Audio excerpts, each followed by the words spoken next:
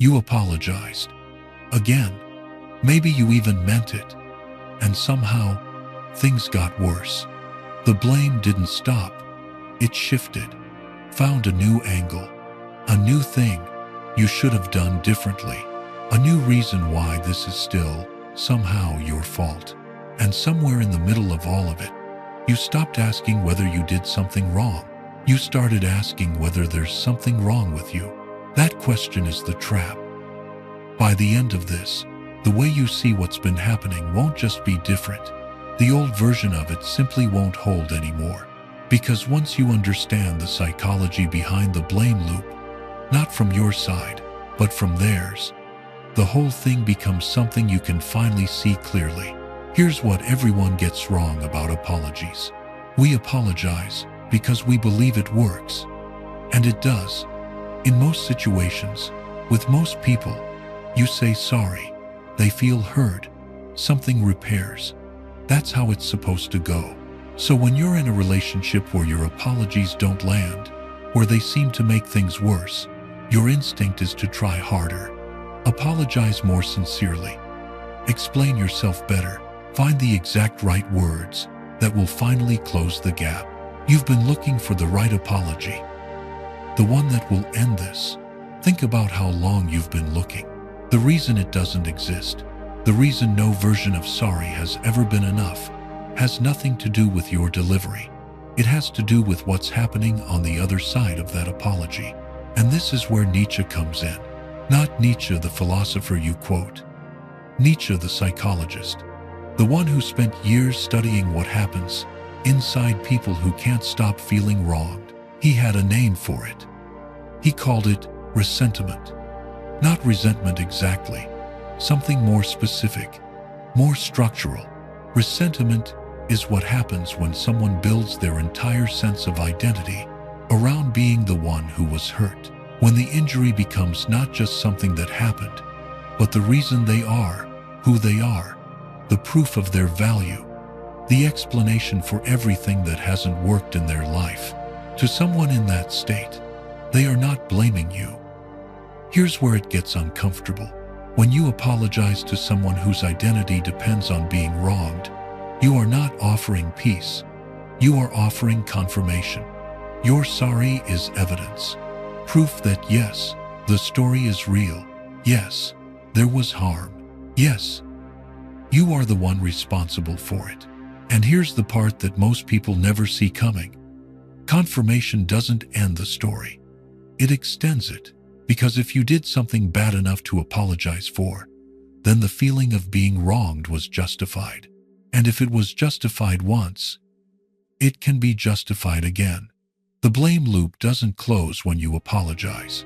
It gets a second wind. This is why it always escalates. This is why the thing you apologized for last week becomes the thing they're still referencing 6 months later. Your guilt isn't the end of the accusation. It's the beginning of the next one.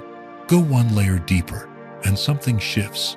The person doing this is not necessarily doing it consciously. That's the part Nietzsche understood that most people miss. This isn't strategy. This is survival. Some people have been hurt, genuinely, deeply hurt. And the only way they found to keep moving was to organize their entire life around that hurt, around having someone responsible for it, around never fully letting it resolve. Because resolution would mean dismantling the story that holds them together. You can feel compassion for that, and you can still see it clearly for what it is. Now, turn that around on yourself, because this is where the real question begins. And this is the part nobody says. Why did you keep apologizing? Not once, not twice, again and again, to someone who made it obvious it would never be enough. Why did you keep going? The honest answer isn't that you're a good person. Good people know when to stop. The honest answer is that being blamed is unbearable. The feeling of being someone's villain, of carrying that weight, of knowing someone out there is suffering and pointing at you, is one of the most uncomfortable things a person can sit with. And an apology feels like the fastest way out. Say sorry. Take responsibility. And maybe the discomfort lifts. Maybe they'll see that you care. Maybe it'll end. You were not apologizing for them.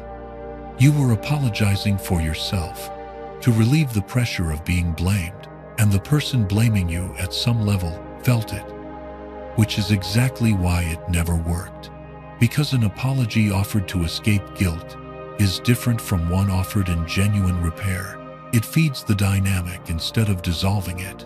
They could feel that you needed something from the apology too, and that need, that desperation, is what kept the loop alive. Nietzsche's answer to this was not cruelty.